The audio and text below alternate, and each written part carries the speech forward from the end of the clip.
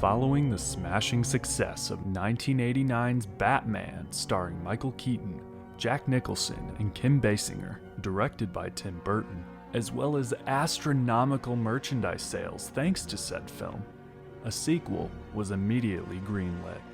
There were many iterations of what would become Batman's return to the silver screen, as well as much controversy following the film's release. So if you were a fan of Batman '89 and Batman Returns like me, or if you're just feeling a bit nostalgic, hi, I'm Matt Braxton. Join me as I take a look back at Batman Returns' Inception, promotional material, a recap of the plot itself, audience reception, merchandise, and the future of Burton's Batman. Here is my look back at 1992's Batman Returns.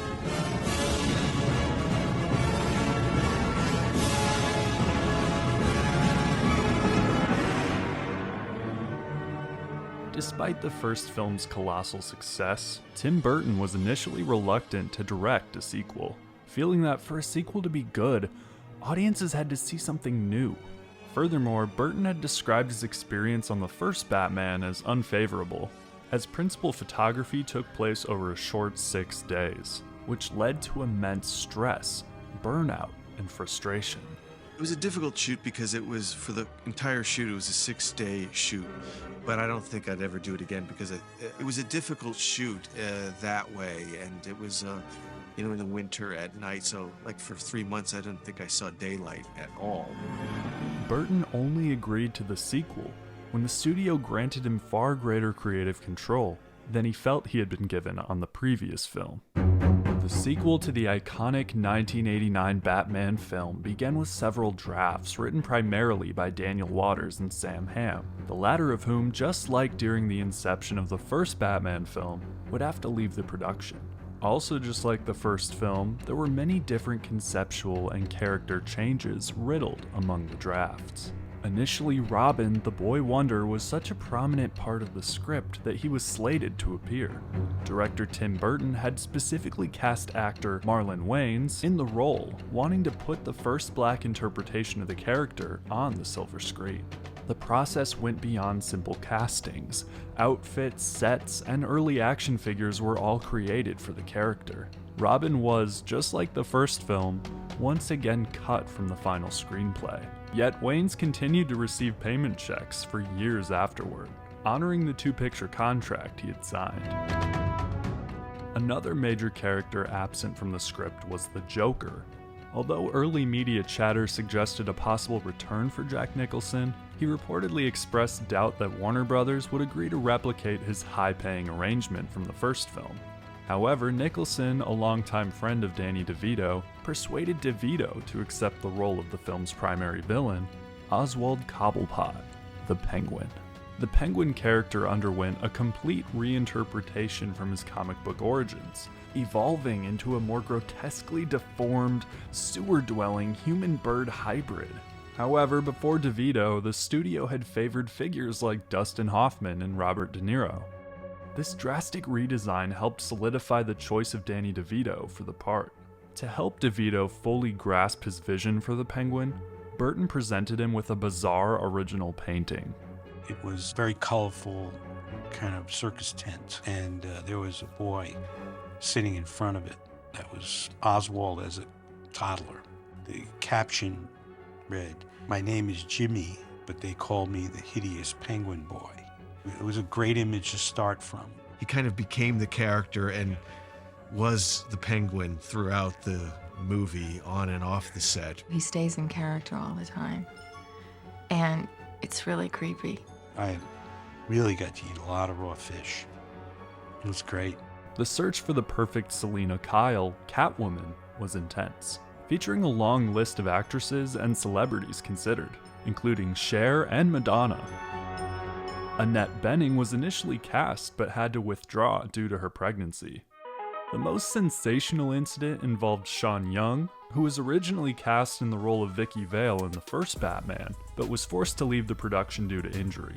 Determined to secure the Catwoman role this time around, Young reportedly showed up at the Warner Brothers lot in a self-made Catwoman suit for an unscheduled impromptu audition with Burton. I thought that it would work to be sort of like aggressive in the sense that that's what Catwoman would have done. She would have just gone, and she would have gone in there, and that's just what I did. I did like a major kind of Catwoman adventure. The next thing I knew, my office door flew open, which tells you about the difference in security these days. And Michael Keaton and I saw Sean Young dressed as Catwoman leap over my sofa and say, "I am Catwoman." We looked at each other and went, whoa. Though it hasn't been confirmed, and interviews at the time seemed to denounce this story, claims at the time were that Burton, startled by her unexpected arrival, hid under his desk to avoid her. Though again, that part of the story is unconfirmed.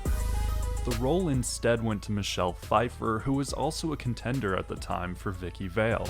She was paid a reported $3 million plus a share of the film's profit, and trained for months, mastering the whip so well that she performed many of her own stunts. Lastly, the man who helped redefine Batman for decades, Michael Keaton, only agreed to don the cape and cowl once more for double the salary, netting a reported $10 million for the role. The production design was completely overhauled by Bo Welch, replacing the late Anton Furst, who did the first film. Welch was already a collaborator with Burton on Beetlejuice and Edward Scissorhands, bringing a distinct, visually jarring look to Burton's pictures. For Batman Returns, Welch drew heavily from the visual language of German Expressionism, a 1920s film style known for its stark shadows and distorted architecture. This aesthetic created a Gotham City that was menacing and decaying, helping Burton to craft the dark tone he desired. Welch also redesigned the Bat Arsenal, creating the Bat Missile mode for the Batmobile and the Bat Ski Boat. The bat suits themselves were also redesigned to be sleeker. Principal photography began on September 3rd, 1991. Unlike the first film, shot in Pinewood Studios in London, the sequel was shot at Warner Brothers Studios in Burbank, California. This required the construction of new, massive sets, housed across 8 sound stages, requiring extreme and expensive security measures. Warner Brothers also spent $2 million to acquire the iconic Gotham City sets from Pinewood Studios. With the inclusion of the Penguin character, real live penguins were used for the film, along with puppets. Because of this, the on-set temperatures were kept freezing cold for the Emperor King and black-footed penguins, with which Danny DeVito expressed discomfort, stating that the heavy padding of his penguin costume provided little relief from the frigid environment. The shoot lasted a total of 170 days, concluding February 20th, 1992. Because the film was set to release in June of the same year, the final phase, post-production, was extremely fast-paced. The finalized film required around 115 visual effects shots, including CGI, miniatures, and matte paintings, fully completed just weeks before the movie's premiere. Danny Elfman hesitantly returned to score the film, angered by his original Batman score having been overlaid with Prince's pop music. Elfman particularly enjoyed composing the music for the Penguin, appreciating the character's tragic background of abandonment and death. The score was a huge orchestral undertaking featuring a rich, complex mix of vocals, bells, and xylophones. The huge pressure of the tight finishing schedule famously caused a temporary rift between Elfman and Burton, but they reconciled shortly after the film was completed. The final budget for the ambitious production was set at $55 million, though estimates ranged widely, reaching as high as $80.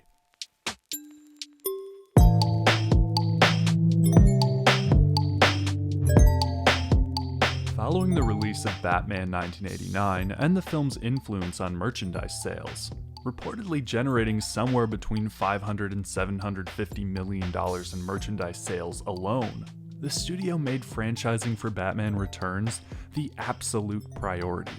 Warner Brothers poured an insane amount of money into marketing, reportedly exceeding $100 million to secure major partnerships like McDonald's, Kmart, and Sears. If you've always wanted to get your hands on Batman, drop into McDonald's, where Batman Returns is a dramatic series of 32-ounce collector cups with fine, crispy bat disc lids straight from the movie. You can pick up a large drink in one of 6 superhero collector cups at a special price when you buy any extra value meal. Because what you want is what you get at McDonald's today. McDonald's launched the Batman Returns Happy Meal program in June 1992, timed with the release of the film, turning roughly 9,000 of the McDonald's restaurants into Gotham City-themed outlets. The fast food chain decked out the stores with promotional materials to immerse customers in the world of the film, including large vinyl banners featuring the main characters, Batman, Catwoman, and the Penguin, the snowy Gotham skyline, and the bat signal. The Happy Meal toys themselves included small vehicles, like the Batmobile, Bat Missile, the Penguin Roadster, and the Catwoman Cat Coupe. There were also collector's cups featuring characters like Batman, Penguin, Catwoman, with plastic lids designed to double as a mini frisbee or bat disc. Even the basic packaging was Batman themed. Tray liners were designed to look like the front page of the Gotham City Globe, and French fries came in special black cartons with the iconic Batman symbol. Promotional brand deals did not stop there. This year at Six Flags Great Adventure, answer the call to Batman the Ride. Imagine the air below, the sky above. You are Batman when you fly Six Flags only suspended outside looping, nothing like an on-Earth experience, not even at Disney. But wait, there's more. Witness the exciting thrills of the Batman Stunt Show at Six Flags Great Adventure. Get these great savings with special coupons at participating Burger Kings. At Six Flags Great America, Batman the Ride was constructed to further cash in on the film's popularity and build up hype around the Batman brand at a cost of $8 million, with subsequent versions of the ride constructed in other Six Flags parks. Most of the Batman rides are still open to this very day, some of the park's most valuable attractions. Along with the Six Flags ride, there was also a stunt show in LA.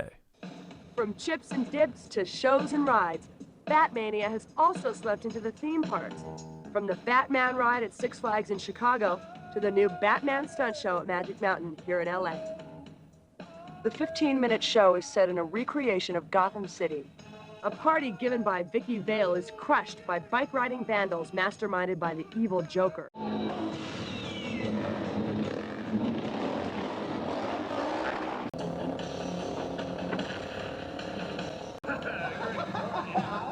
You're under arrest. Commissioner Gordon, what a party pooper. I think your job's been getting you down. You need a vacation.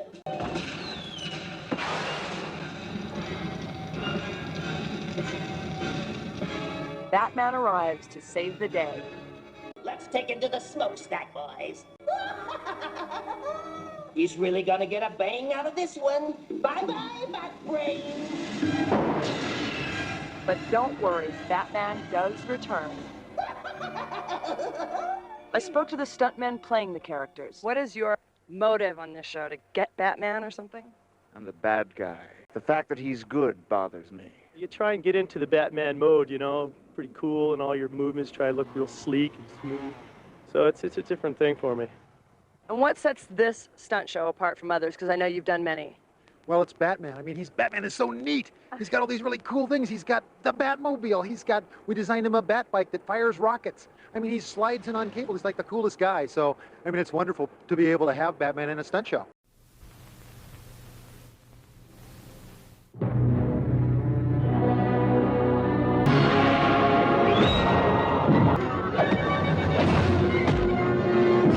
How could you? I'm a woman. Sorry. Hi. Hi. Look, I'm sorry about yesterday. Meow. Just like the previous Batman film, a trailer for Batman Returns began showing in theaters during the holiday season of the prior year before its official release in cinemas. To destroy Batman, we must first turn him into what he hates the most. Namely us.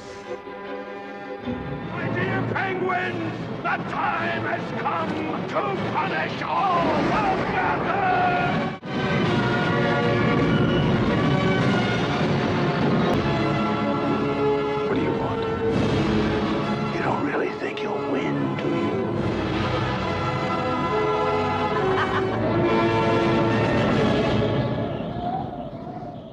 Keaton and other stars once again began appearing on shows like Letterman to further build hype for the film. Christopher Walken. Oh, he's great. Yeah, very nice. And also, who else from the movie? Well, I can't remember. This is another symptom of that blow to the head. Oh, yeah. Dana Delaney? Oh, you're doing very well. Huh? Jan Hooks. What about Dana Delaney? Different movie? There you go. That's okay. This is part of the therapy. If people laugh, it'll help. It's all right. Fine. Yeah, Dana Delaney's in it. Yeah, right. Dana Delaney. As Batman, as I walk away, I kind of have to. You have to do like a. Well, sure, you have to do a Batman, walk. yeah. But you know what happened? You're not a shoe salesman. You're Batman. That's right. Just before that, we were doing this scene where I was sitting like this. And what they tried the new suit this year was a zipper. I swear to God, to go to the bathroom, they installed a zipper. and the zipper had broken and was open, so rather than change the camera angle, you know, which means you change the lights and it's hours, and I said, no, forget, I'll just find another way to sit. So I was eventually got into a position, something like this. This is what it looked like.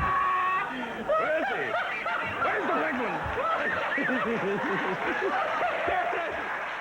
Designed to attempt to recreate this so-called Batmania, the hype around the first Batman film released only years before, promotional material for Batman Returns was intense, and fans were excited to finally see their favorite hero, the Batman, return to the big screen. In summer 1992, Batman Returns was released in theaters, and just like my look back at the first film, I'll give a quick film recap to allow for a more in-depth film analysis. So without further ado, here is Tim Burton's Batman Returns.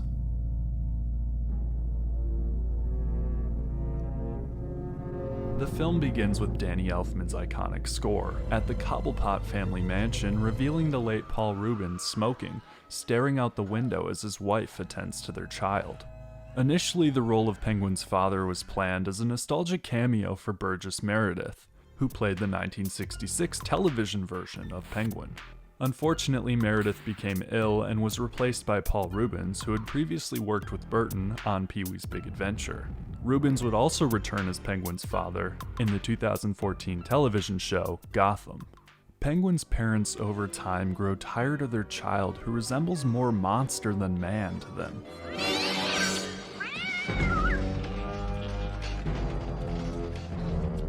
In a fit of cruel desperation, they throw the child's carriage into the river, near an abandoned theme park, where it floats into the Gotham sewer system. As a mystical but exciting rendition of the Batman theme plays, featuring harps and choral voices, the baby basket floats to the feet of penguins that still reside in the abandoned zoo section. Penguins that would go on to take care of the boy and raise him into the man that, in the very next scene, would be deemed Penguin Man living in Gotham sewers. Read all about the latest sighting. In present day, a tree lighting ceremony scene sets up a lot all at once. Michael Go's Alfred briefly appears to kindly tell off a newspaper salesman hawking papers telling of a half-man, half-penguin monster living in the sewers. It is revealed that this penguin man indeed exists, but only his flipper hands are shown. The camera then pans to businessman Max Schreck's headquarters, where his goal to build a major power plant for Gotham is turned down by the mayor, unless Schreck goes through the usual channels. No favors. Selina Kyle, Schreck's assistant, attempts to make a suggestion. I have a suggestion.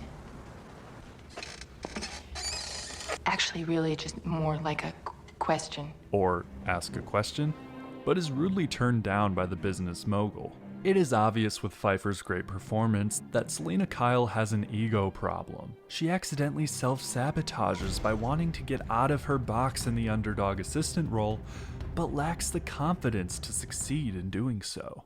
Actually, more of a question, you stupid corn dog. Max Schreck himself then gives a speech at the ceremony, setting up two things for later. First, it's revealed that somehow, whether it be the fault of Kyle or Schreck, his speech was left in the office, causing him to have to make up one on the spot. This angers Schreck. I got my speech. You might want to take it out on what's her name. Second, it's revealed that the mayor's race was insanely close, where a quick line, But you don't have an issue, Max, and you sure as hell don't have a candidate. Sets up Shrek's secondary goal throughout the film, to get a candidate for mayor that will do his corrupt bidding, to build his power plant. Shrek's speech is interrupted by the Penguin's henchmen who, in clown costumes, destroy the small festival and demand to speak to Max Schreck. Police Commissioner Gordon sees this and immediately calls the Batman, where Michael Keaton makes his triumphant reappearance as Bruce Wayne. Throughout the ordeal, Penguin is only shown in the form of a shadowed silhouette, before his dramatic reveal later, just like Joker was in the previous film. A stylistic choice that I'm extremely fond of. In an epic entrance with the Batmobile, Batman arrives to save Selina Kyle from a thug. You missed. It is here that Kyle experiences her first instance of childlike bravery.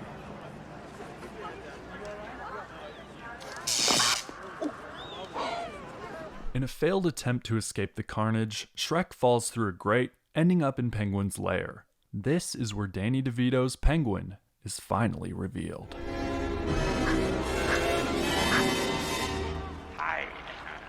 Along with the frigid sets to allow for the live penguins, DeVito expressed further discomfort when, in one sewer scene, a live monkey was horrified by DeVito in full makeup. I had an experience with a monkey which was like harrowing. We were doing the scene in the lair when Batman sends a note with this little kind of rhesus monkey. I go over to the monkey and I take the note. I give it to the trainer and the trainer gives it back and they say, okay, this is fine, we can shoot. Now I get into character. Oswald is not, it's not me going over, be gentle with the monkey. I see a monkey come down and I start walking over with a note, right? The monkey comes halfway down, sees me, and goes berserk. Penguin blackmails Schreck using Schreck's own shady business practices against him, including his old partner, Hiya, Max, remember me? I'm Fred's hand. to make a deal with the businessman. Penguin wants to return to the surface, learn his name, become a normal Gotham citizen rather than remain simply a sewer monster legend. They shake on it. And the film cuts to Selina Kyle coming to her lonely apartment. Honey, I'm home! I forgot. I'm not married. Scenes like this with Selina Kyle really drive home how lonely she must be, feeling like a loser. It really helps the audience bond with her through sympathy, as well as allows her subsequent transformation to feel even more powerful and exciting. After this funny moment, Hi, Selena. This is yourself calling. To remind you, honey, that you have to come all the way back to the office unless you remember to bring home... Kyle returns to the office to pull the files she needs for the following day's meeting with Bruce Wayne. In the files, she discovers that Shrek's power plant actually saps power from the Gotham power grid, rather than generating its own. After telling Schreck this, and immediately realizing her mistake, What did curiosity do to the cat? Listen, it's our secret. Honest. How can you be so mean to someone so meaningless? Bully me if it makes you feel big. I mean, it's not like you can just kill me. Actually, it's a lot like that. Huh? Huh? You know, for a second there, you really frightened me. he pushes her out the window, and she dies. Cats swarm her body, the lovely cat mom she was, and through some supernatural means, Selina Kyle is resurrected with an all-consuming need for revenge. Kyle returns to her apartment and absent-mindedly begins going through the routine we just watched her go through only moments ago. Upon hearing Shrek's name on her answering machine, she snaps and begins smashing up her apartment, her old self. Yep, she's not getting her deposit back. She grabs a leather suit and begins crafting while the very cats that brought her back to life watch her transform into who she was meant to become, the powerful, fearless Catwoman. The following day, the mayor holds a press conference where one of the Penguin goons steals a baby. It is immediately revealed that the whole conference was staged by Shrek to frame Penguin as a hero in his triumphant return to the surface world. Penguin does his best to appeal to the ethos, the emotions of Gothamites, and succeeds. Even Bruce Wayne, watching the program from Wayne Manor, feels for Penguin, having been separated from his own parents at a young age. Bruce hardly speaks in the scene, but just the one line is so powerful. Mr. Wayne, something wrong? No, his parents. Again, this scene direct from Gotham Plaza. The emergency. I hope he finds them. Strong enough to convey everything the audience needs to know about Bruce's initial feelings of relatability to the Penguin, as well as his own personal pain that he was never able to fully resolve himself. However, upon seeing Penguin's connection to Shrek, Bruce becomes skeptical of Penguin's supposed pure intentions to find his parents. It's revealed that Penguin used to run with a disbanded circus, not in fact a sewer dweller his whole life. A circus that ended up getting cancelled because of children disappearing. It just so happens that while looking through birth records, Penguin is revealed to be creating an extensive list of all of Gotham's firstborn sons, proving Bruce correct. Bruce is further proven correct upon Penguin's press-covered stint at his parents' graves, where he gives a dramatic display of mourning which could have almost been believable if not for the speech and headlines that immediately followed the scene. Perhaps when I held my Tiffany baby rattle with a shiny flipper, they freaked, but I forgive them. Penguin forgives parents. I'm fully at peace with myself and the world. Don't need hands as long as you got heart. My heart is filled with love. I feel 5 feet tall. Next, Catwoman saves a lady from a mugger, making her official debut as the anti-hero. I am Catwoman. Hear me roar.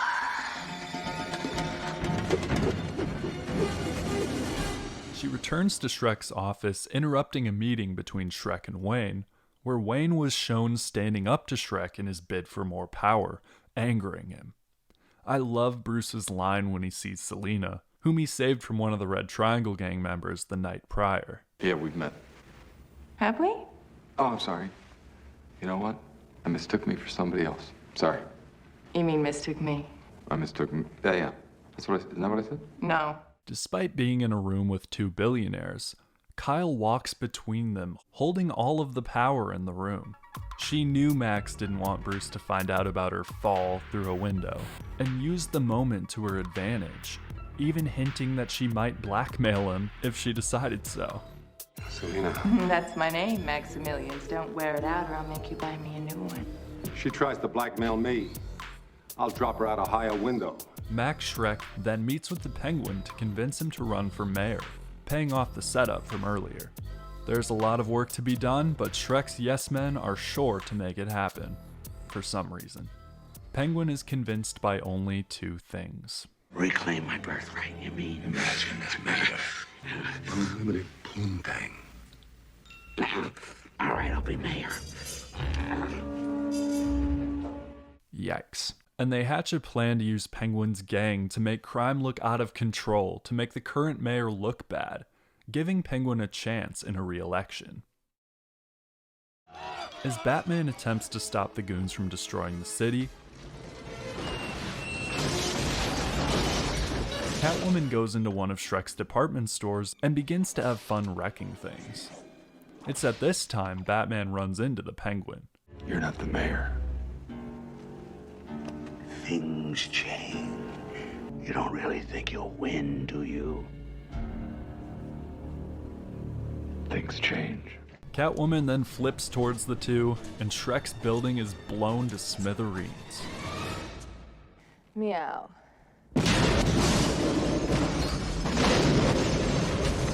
Both villains make their escape, and Batman chooses to go after Catwoman. They fight, and Catwoman tumbles off a roof, saved only by on-the-nose plot armor.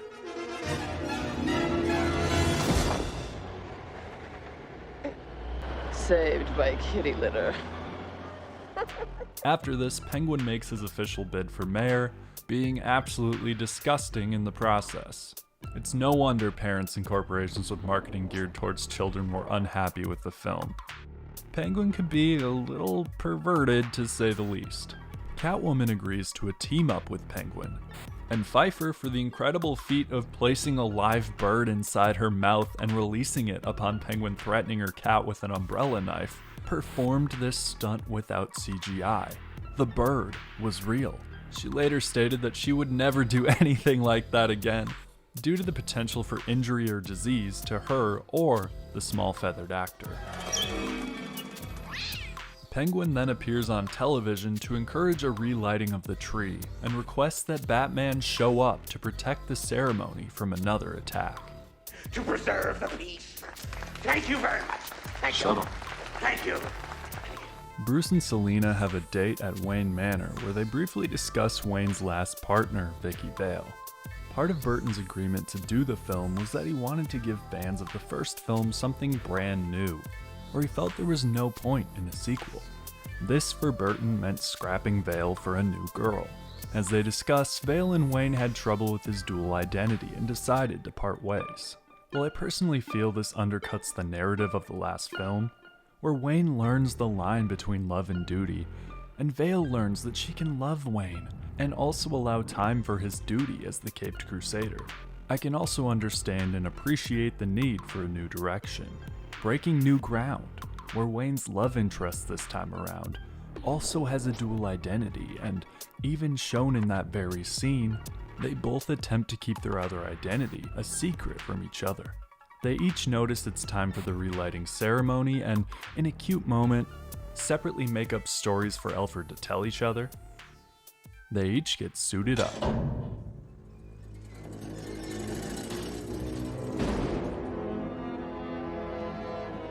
Selina frantically doing so on her drive back to the city. This is a better time than any, I suppose, to discuss this film's updated bat suit. While the first film's suit was pieced together with anecdotes from actors and others on set telling of how the suit was basically coming apart at the seams occasionally, this suit, and especially the mask, looks a lot cleaner, sleeker. The armor looks more like armor. However, I feel the original mask looked better on Keaton in the majority of the scenes. It looked more scary. It worked with the shadows better. The Batman Returns mask sits on Keaton's face a little strangely at times, looking a little weird when shot a certain way. In some shots, it looks great, and in others, it's not quite right. Anyways, Batman finds the Ice Princess, the tree lighter, whom Penguin had kidnapped, and is bombarded by Catwoman, who takes her away and leaves her on the edge of the roof. Penguin throws out an umbrella filled with bats that scare her into falling off the roof, and as Batman rushes to try and grab her, all of the ceremony attendees see Batman on the roof as the Ice Princess plummets to her death, lights the tree, and bats swarm out on the crowd. Batman had been set up by Penguin. As cops shoot at Batman, he falls onto a lower roof and Catwoman gets on top of him. Noticing mistletoe, they say this to each other. Mistletoe can be deadly if you eat it. But a kiss can be even deadlier if you mean it. In some great looking shots, Batman flies back to the Batmobile that Penguin's minions managed to hack into while he was away. Meanwhile, Penguin meets with Catwoman to celebrate their victory in turning Gotham against Batman and the mayor, and proposes to her in his own nasty kind of way. Can't you picture? It's dark in the mayor's mansion. You come into the bedroom, my slippers in one hand, a dry martini in the other. Oh, please. I wouldn't touch you to scratch you. You lousy minx! He doesn't take too kindly to this and attempts to take another of Catwoman's lives.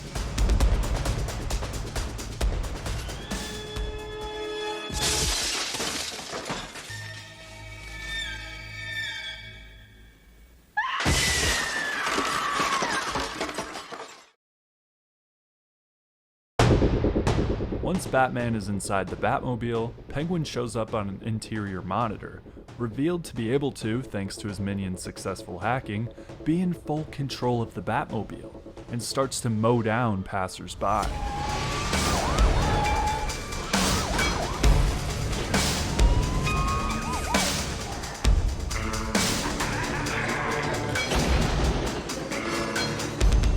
This shot of Penguin shaking the Batmobile ride, immediately cutting to the whole RV shaking, always makes me chuckle. Batman finally breaks the control receptor off the car and escapes the police chasing him.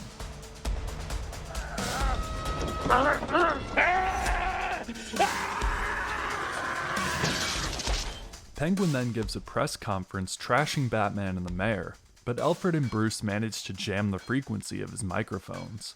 They use a recording the Batmobile took of everything Penguin had said during Batman's out-of-control drive through the city against him, so all the citizens could hear just how Oswald really felt about them. People begin throwing rotten vegetables at him, Penguin snaps and open fires on the crowd. Police chase him into a park, and Penguin climbs up the very bridge his parents threw him off all those years ago, and is once again thrown from it, this time by his own free will and desperation, to escape once more to his world beneath Gotham's surface, to regress back into his former self. My name is not Oswald! It's Penguin! I am not a human being! I am an animal! It is then revealed what the list of names Penguin recorded truly was for. I mean, killing sleeping children, isn't that a little, Making Batman correct about Penguin all along. After this, Wayne is invited to that loathsome party hosted by the odious Mr. Shrek, where he hopes to see Selina Kyle. This masquerade is no doubt another reference to the Phantom of the Opera, as was the Bell Tower love triangle scene at the end of the previous film. This reference even features a play on the Phantom's Red Death costume revealing Selina Kyle. I also love that Bruce and Selina both go without masks, signaling that those personas are indeed their masks for their true darkness underneath. This iconic masquerade scene with Bruce and Selina would be replicated years later in The Dark Knight Rises. not you and Max. Me and Max. No. This and Max. Selina reveals she intends to kill Max at the party, not knowing who she is anymore, and Bruce kisses her. Feeling the same way for himself, still struggling with his own dual identity in the face of Penguin attempting to ruin his legacy as Gotham's hero. He had killed people himself, even in this very film, but can see right in front of him when someone else does it. A mirror of himself. That it's wrong. This small moment begins the completion of Bruce's own character arc in the film, starting his no-killing rule, to be a true hero. It is then with the kiss that the two finally reveal to each other A kiss under the mistletoe. Mistletoe can be deadly if you eat it. A kiss can be even deadly. who they really are. Oh my God. Does this mean we have to start fighting? Let's go outside. Before the two can make it outside to discuss where they would go from there, Invite me, so I crash! Penguin crashes the party, revealing his plan. He takes Shrek hostage, sparing his son Chip, and heads back to the sewer. Penguin plans to trick all of Gotham's firstborn children to fall into Shrek's own toxic waste right in front of him, but Batman stops the Red Triangle gang before they're able to be successful in their kidnapping.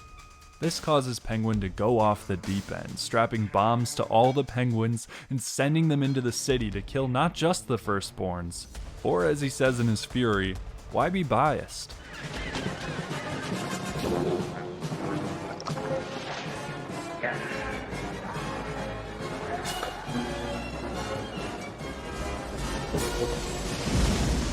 Batman shoots out of the Batcave in a brand new watercraft, the Bat Ski Boat, ready to stop Penguin's dastardly plan once and for all.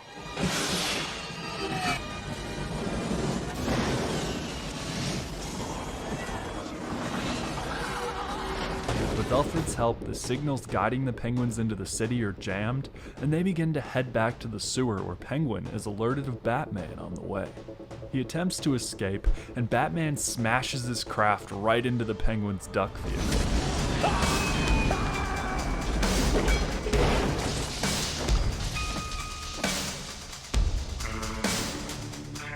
Penguin then attempts to stab Batman and triggers the Penguin bombs to go off, causing Penguin to smash through a nearby window and fall to his death below. Max Schreck attempts to escape and Catwoman captures him. In her attempt to kill him, Batman tries to stop her. He finally understands that killing criminals rather than letting the law handle it after capturing them is wrong. Vigilantes shouldn't be judge, jury, and executioner. He fully realized this, seeing the darkness within himself inside Selina, in her desperate bid for revenge against Schreck. Even though Penguin technically died at the hands of Batman only moments ago, it wasn't really Batman's fault. Penguin caused his own death in his fight against Batman. In fact, Batman hardly beat on him at all, still somehow feeling pity for the man. After a moment between the two, where Batman even removes his mask in front of Schreck, likely ready to give up the Bat persona altogether to be with someone who truly understands the darkness inside, Catwoman's need for revenge is too strong. You're fired. And Bruce Wayne, why are you dressed up like Batman? Because he is Batman, you moron. Was. Schreck shoots Bruce and Catwoman.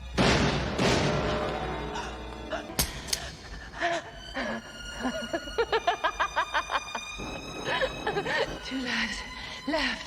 I think I'll save one for next Christmas. But in the meantime, how about a kiss, Santa Claus? Catwoman finally kills Schreck using the very taser she equipped at the beginning of the film. Back when revenge to Selina was still a childlike fantasy that made her giggle, before it became such a burning, hate-filled desire. The Penguins host a somber funeral for Oswald Cobblepot. As Bruce discovers Selina has escaped with her final life. Penguin's lair is entirely destroyed, and in the final scene of the film, Alfred and Bruce drive through Gotham, the city finally free of Penguin and Schreck's corruption and crime. Bruce notices Catwoman's shadow on a wall and discovers her cat in the alley. Well, come what may. Merry Christmas, Mr. Wayne. Merry Christmas, Alfred. Goodwill toward men. And women. The two speak their final lines as the bat signal shines above and Catwoman's head pokes up into frame, signaling that the story between the two was far from over. And the film comes to a close with, once again, Elfman's iconic, punchy Batman theme.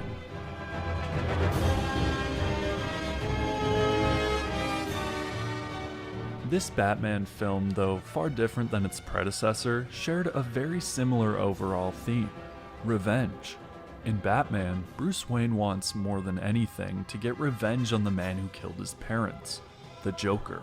While there are certainly other messages throughout the film, such as Bruce learning to expand his inner circle to redefine his line between love and duty, as well as the downsides of too much focus on one's own vanity, the main theme more than anything is vengeance, revenge, and Batman gets it at the end of the film, whether it was an accident or not. In Batman Returns, all of the main characters want some form of revenge, except Batman.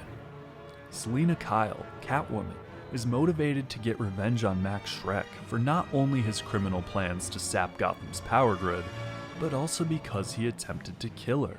Penguin is motivated by revenge as well, but because his parents were already dead, the people who initially threw him out, he is motivated to kill all the firstborn sons of Gotham, the children who weren't thrown out by their parents, who Penguin is envious of. And after Gothamites throw him out as a potential mayoral candidate, Penguin attempts to get revenge on everyone by ordering his Penguin army to bomb the city. Batman is the only character in the film not motivated by a sense of revenge.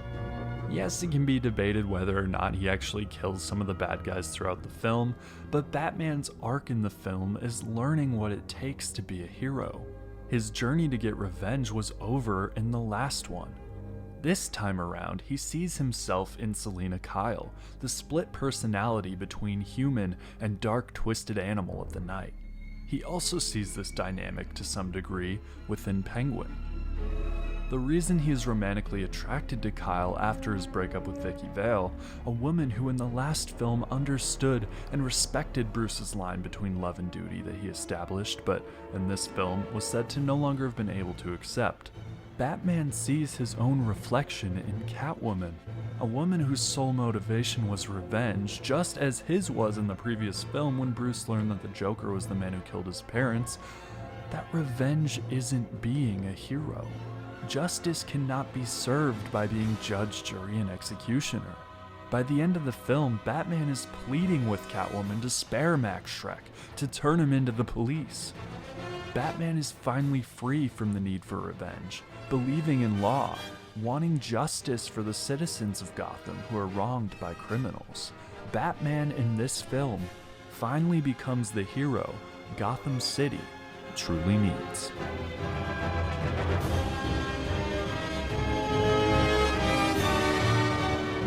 Upon Batman's theatrical return on June 19, 1992, the sequel to the iconic 1989 film made $266.8 million worldwide, becoming the 6th highest-grossing film of the year. However, the film's reception was quite mixed, both from critics and the general audience. Hello, everyone. By now, you pretty much have had to have heard that the summer's big movie is Batman Returns. In its first couple of weeks, it has already grossed more than $100 million at the box office, and it is already creating controversy. Some parents contend that Batman Returns, which is rated PG-13, is actually being marketed for younger children, and the movie is just too violent. It was very violent. It was a total attack against kids, the whole movie. Penguin's total goal was to hurt kids. You think it was scary then? Definitely for kids. Yeah, for you? I was actually a little bit scared. The film was divisive due to its far more mature subject matter and supposed darker tone. The reason that we went to see it was based on what my memories of Batman were from when I was a child. The TV series? Actually, even probably before that, and that would be the whole series of comic books, which were very, very defined, good versus evil. It was not real violence, rather inferred violence, and it was justice and morality and a lot of other issues that I think are missing from many of the films that we see today. Certainly from Batman Returns, in your view. Batman. Some reviewers, like Janet Maslin, actually preferred the sequel to the original, noting it had a faster pace, more humor, and greater character depth. Though others felt that while director Tim Burton's increased creative control made Batman Returns feel like a more distinctive and personal work with iconic visuals, rather than a boardroom-made film, the emphasis on spectacle occasionally overshadowed the many plot lines. Furthermore, critics felt that too many storylines made the film too disjointed, focusing more on the villains rather than Batman himself. The villain portrayals were highly praised. Danny DeVito's Penguin, though not quite as favored by critics as Nicholson's Joker, received acclaim for his energetic and unique portrayal despite the heavy prosthetics.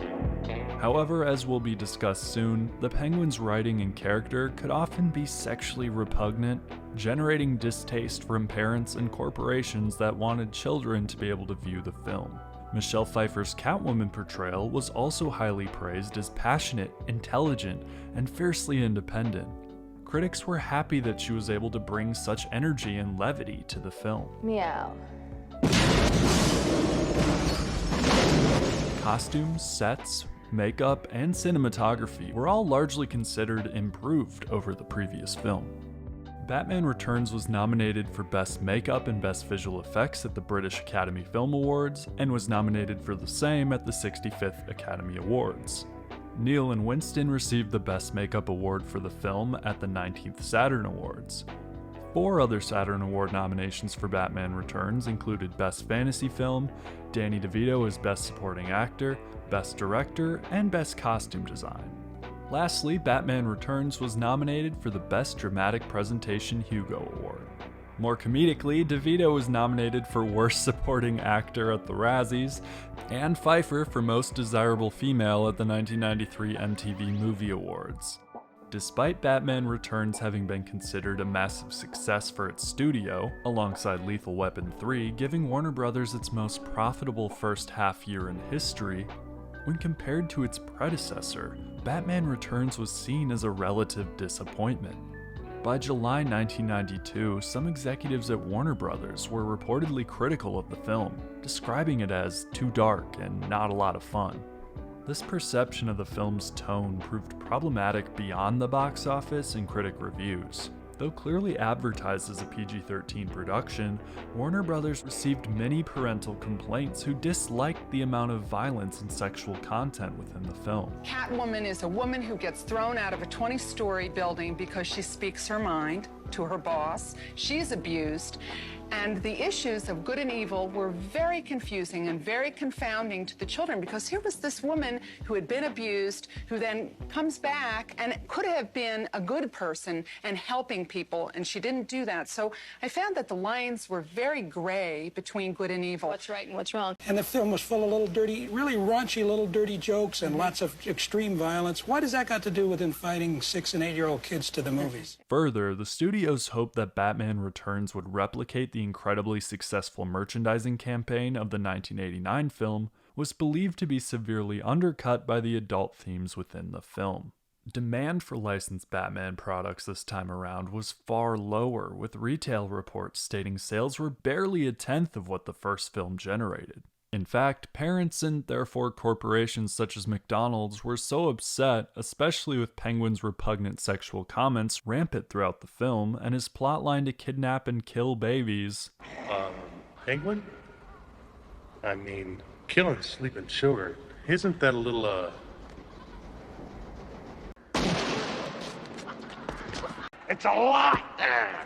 That McDonald's even issued an apology to customers for marketing the film to kids with Happy Meal toys. That all the hysteria surrounding Batman has caused McDonald's to do a Happy Meal promotion, and you know, who's buying Happy Meals? 13-year-olds and over. And these are the toys that are on the market now. Of course, the whole Batman series. So it is all geared toward younger kids. These toys are for 4 and up. The whole controversy caused a serious corporate crisis. McDonald's, a massive partner, was reportedly furious that the negative publicity was threatening their reputation as a family-friendly brand. McDonald's says, I'm paraphrasing here, they wanted to give young people a chance to experience the fun and excitement of Batman. They go on to say, we recognize our responsibility to our customers, and it was certainly not our intent to confuse parents or disappoint children. We're committed to maintaining their trust in McDonald's and sincerely regret any confusion. After the apology issued to families across the globe, McDonald's subsequently changed its tie-in Happy Meal practices, requiring extensive previews of films before agreeing to partnerships. The studio realized that the dark and weird tone was toxic for merchandise and tie-in profitability, that Tim Burton's vision was no longer commercially viable, hiring Joel Schumacher to replace Burton for any potential sequels. However, since the release of Batman Returns, the film has been reappraised as one of the strongest Batman films, with some of the best interpretations of the Batman characters and mythos. In fact, aside from the sexual themes rampant throughout the film, I would argue that the film itself actually has a less dark tone than the original. For instance, Joker is seen killing people left and right, poisoning crowds of people, stabbing people in the jugular with feathered pens. While there no doubt is a dark tone to Batman Returns as well, Batman himself seems to learn some better morality in this film. Throughout the previous film and beginning of the sequel, Batman is shown killing people with bombs, even with the Batmobile's exhaust. But by the end, he's pleading with Catwoman to spare Max Schreck. While this could be interpreted as Batman only kills criminals that aren't white-collar, which is a perfect critique of the American justice system in and of itself, as Catwoman even says in the film, it is better interpreted as, throughout the film, Batman experiences Catwoman in her attempts to get revenge on Max Schreck, seeing himself in his attempt in the previous film to kill the Joker in an act of revenge. Throughout the film, Bruce sees this connection, this desire for revenge through a whole new lens, outside of himself. Bruce begins to understand that revenge-fueled murder isn't okay at all. In fact, it makes him more like the criminals he attempts to stop instead of the people he tries to save. So, even though companies and parents have deemed the film too dark for children, again, aside from the majority of Penguin's incel lines and his 10-minute or less plan to kill Gotham's firstborn, this Batman, the themes throughout the film, actually become less dark over time than even the original film. This is done through Bruce growing, understanding his role in Gotham as a hero, a savior, not purely a physical embodiment of vengeance.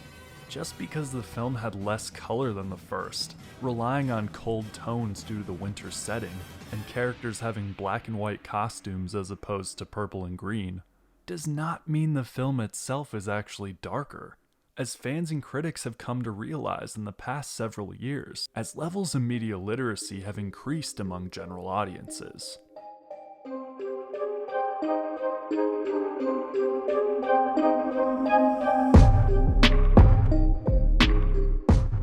I'm in a virtual treasure trove. It's the room at Warner Studios where they display all of the items that are licensed to be the official Batman products. As well as having the usual hats and t-shirts, there's everything from boots to bubble bath to Batmobiles, from slippers to sequins and sleeping bags. Right, girls? I asked the president of merchandising about the whole concept. Merchandising basically is taking the images that we make in films and putting them into what we call consumer products. In 1989, it wasn't as important because it was a fashion phenomena. It was driven by fashion. And it started in the UK. It was there was underground interest there with the rock musicians. However, this time, the movie really is the driving force behind the product. This time you're going to see, Danny DeVito's image, you're going to see Catwoman's image, Michelle Pfeiffer, and you will see many other images from the film. A similar number of merchandise tie-in products were produced for Batman Returns as were for its predecessor, Batman, with some figures pointing to about 120 products total. As Michael Keaton had joked in his Letterman interview for the original film, No, but they've gone nuts now because it's extended into other areas. Tongue depressors, everything. Medical supplies. Exactly, yeah. medical supplies. They got the new Batman oxygen tent. Right, reflex hammers. They got the whole thing. Merchandising was insane. Catwoman-themed clothing, mugs, throw pillows, even cookie cutters and tortilla chips shaped like the Batman logo. And at first we kind of on the phone said, no, that's not something we want to do. But then he came in and the packaging was neat. And it held up well under the bat dip test. So we kind of said, okay, let's go with it. It's a fun item. Is there some bat dip that we know of? No, we didn't do that. And much, much more. Some of the neatest toys and collectibles included the Kenner Products action figures and toys, including a variety of different Batman figures. Catwoman, Penguin with a more traditional design, and even Robin and individual penguins. Naturally, Batman Returns featured tie-in media. Alongside VHS and Laserdisc releases sold cheaper than usual to encourage sales for the critically divisive film, and the film's soundtrack by Danny Elfman, there were also printed tie-ins. The official novelization of the film by Craig Shaw Gardner was published a month after the film's release. The novelization featured several differences from the final film, some that were adapted from the screenplay which was ultimately altered in the final cut of the film, and some that were implemented to better explain scenes. For the prior instance, the novel features a Batman store and other Bat merchandise being sold. The store was supposed to be destroyed in the film, hinting at the creatives' annoyance with how the films acted as more of corporate merchandising opportunities than actual films. Reportedly, Keaton read the section in the screenplay and thought it was clever, but told them to cut it. Other more subtle differences included Alfred saving a child from the strongman during the Red Triangle Circus attack, and Batman crashing his glider rather than landing smoothly as seen in the film. Instances of explaining things better than the film included the narrative sharing that Max Schreck bought the Batmobile diagrams from a disgruntled former employee of the car designer. A junior novelization of the film was also produced for younger readers, adapted by Andrew Helfer, and featured little bat symbols to indicate skips in time. Just like the prior film, A comic adaptation of Batman Returns was written by famed Batman author Dennis O'Neil, this time illustrated by Steve Irwin. There are subtle differences from the film, such as extended scenes, but for the most part, it is a very accurate and well-illustrated adaptation. The cover piece painted by Dave Dorman is beautiful. The Batman Returns book of the movie and art books were also released. And just like the first film, media tie-ins did not stop with just printed media. Several Batman Returns video game adaptations were released for nearly every home console and computer. Tiger Electronics released the LCD version of Batman Returns, featuring a Batmobile driving sequence and fights with Catwoman and Penguin. The Tiger games were always just cheap fun, somehow gathering licenses from everything from Ninja Turtles to Madden. While the Tiger version of Batman Returns left much to be desired, it was still an improvement over its predecessor based off the first film, where all the player would do was jump and throw batarangs. Batman Returns for PC-DOS, developed by A Spirit of Discovery and published by Konami, was released in December of '92, having been delayed due to the expansive nature of this version of the game.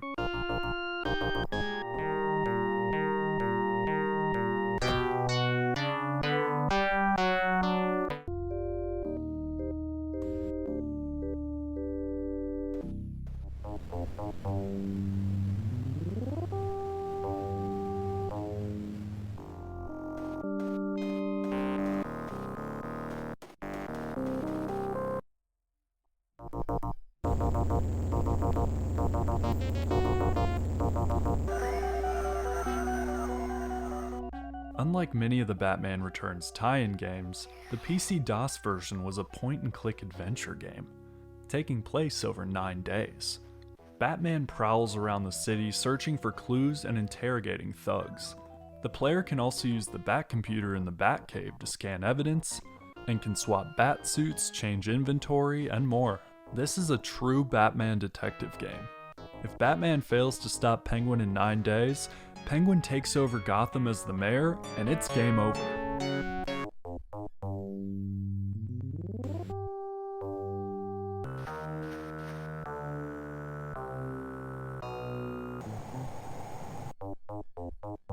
The fighting is the only downside to this game, as Batman fights automatically. The player only selects weapons and changes where Batman stands. It's a little bit of a letdown action-wise, but is a fantastic Batman detective game, featuring great graphics, capturing the vibe and look of the film quite well.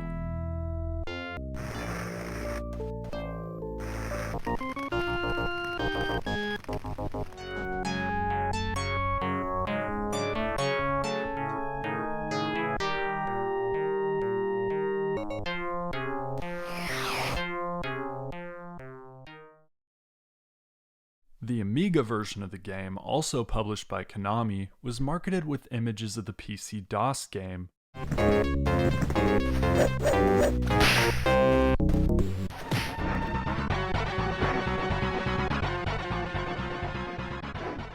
which turned out to not be at all what the game was actually like, leading to many unfavorable reviews.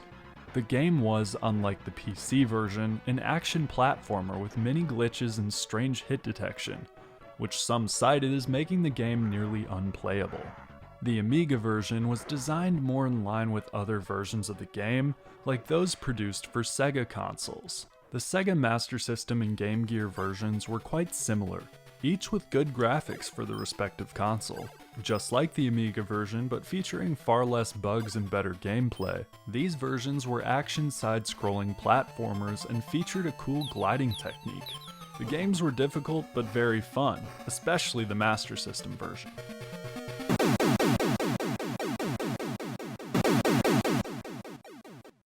The Sega Genesis version of Batman Returns, the 16-bit upgrade, was not as well received. The game, just like the other Sega versions thus far, was also an action platformer, but featured muddy graphics, making it hard to separate characters from backgrounds. The isometric angle on some stages was cool, but the game was notoriously difficult. not due to actual difficulty, but because of unfair level design and enemy placement, and Batman's huge hitbox. Enemies could hit Batman very easily, but the player's attacks would often miss even when right next to an enemy. Just like other platformers, the player could select different items to use from the utility belt. But as mentioned, the unfair and confusing game design made the Genesis version virtually unplayable. The Sega CD version was a vast improvement, though still featured the clunky platforming stages. The draw to this version were the 3D driving stages, featuring colorful graphics and well-animated cutscenes. The other versions of Batman Returns were side-scrolling, arcade-style beat-em-ups. First, the Atari Lynx version featured subpar graphics and music, and an unfair degree of difficulty. The tiny, poorly lit Lynx screen made the game even more difficult to see, and therefore play. Emulating the game on a larger screen only helps to make it slightly better. Far better, the Nintendo Entertainment System version of Batman Returns shared the side-scrolling beat-em-up format, but was more aligned with the style of other popular NES beat-em-up games like Double Dragon, where the screen locks until all enemies are defeated. The graphics are colorful and the music is good, though the game pales in comparison to Sunsoft's amazing but difficult NES version of Batman '89. Speaking of which, in 1991, between the releases of Batman and Batman Returns, Sunsoft published a direct sequel to Batman called Batman Return of the Joker on NES and Game Boy, and Batman Revenge of the Joker on Sega Genesis. The game was not nearly as difficult due to the power-ups Batman can get, such as an arm cannon. The game doesn't feature as many platforming levels as the original, getting rid of the wall jump, and instead relies on a run and gun style of gameplay. The graphics are colorful and the music is, again, great. The game was also meant to be released on Super Nintendo, but the version was scrapped. Instead, a year later, Batman Returns was released on Super Nintendo, becoming the most successful version of the tie-in game. The SNES version was also an arcade-style beat-em-up, featuring more arcade-inspired graphics than its NES counterpart. The game featured fantastic music, fun sound effects, and cool character models. Many fans have this video game adaptation of Batman Returns at the top of their list.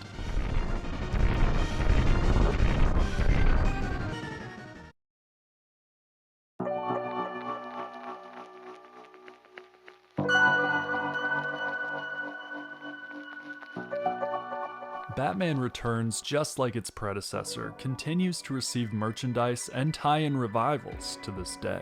Batman '89 and '89 Echoes were written by Sam Hamm, who helped develop the screenplays for each of the Burton films. The comics, beginning to be published in 2021 to coincide with the announcement of Michael Keaton's triumphant return as Batman in The Flash, featured the return of Michelle Pfeiffer's Catwoman, and of course, Michael Keaton's Batman. To celebrate the 80th anniversary of the Penguin character the same year, Danny DeVito wrote the comic Bird Cat Love. Interestingly, in the story, Penguin and Catwoman fall in love and team up to end the COVID-19 pandemic. The following year, Penguin's Red Triangle Gang's first appearance outside of the film was in the comic Robin number 15. Also in 2022, Batman Returns One Dark Christmas Eve, the illustrated holiday classic written by Ivan Cohen, was released in time for the holiday. Lastly, in 2023, LEGO released a 4,000-piece Batcave Shadow Box set, inspired by the Batman Returns film. It included characters like Penguin, Catwoman, and Max Schreck resembling their on-screen counterparts, with a hefty price tag of $450.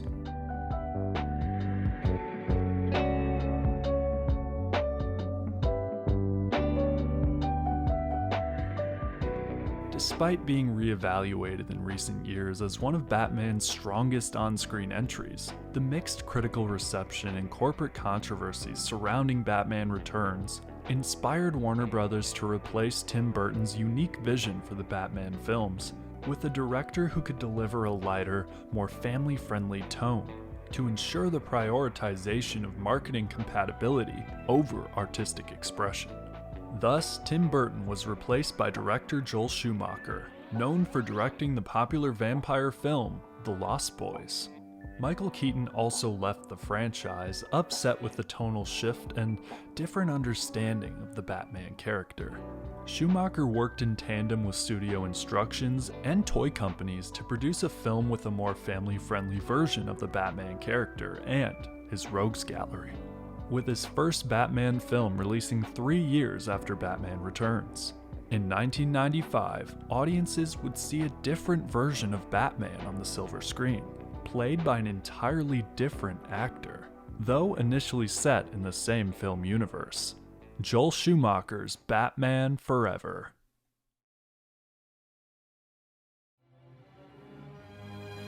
Tim Burton's Batman Returns, released in 1992, was a twisted, action-filled masterpiece, a painting of blues and blacks, full of gothic architecture and grotesque characters. Michael Keaton, Michelle Pfeiffer, and Danny DeVito were fantastic in their respective roles, portraying some of the best on-screen interpretations and redefinitions of the characters. Though parents and corporate partners at the time were divided, to say the least, over some of the film's contents, the film has since been re-evaluated as one of Batman's strongest on-screen entries. Though merchandise sales didn't achieve quite the levels of Batmania as the prior film, the video game tie-ins, clothing items, and of course, action figures all helped to bring Batman back to the spotlight for Batman's triumphant return.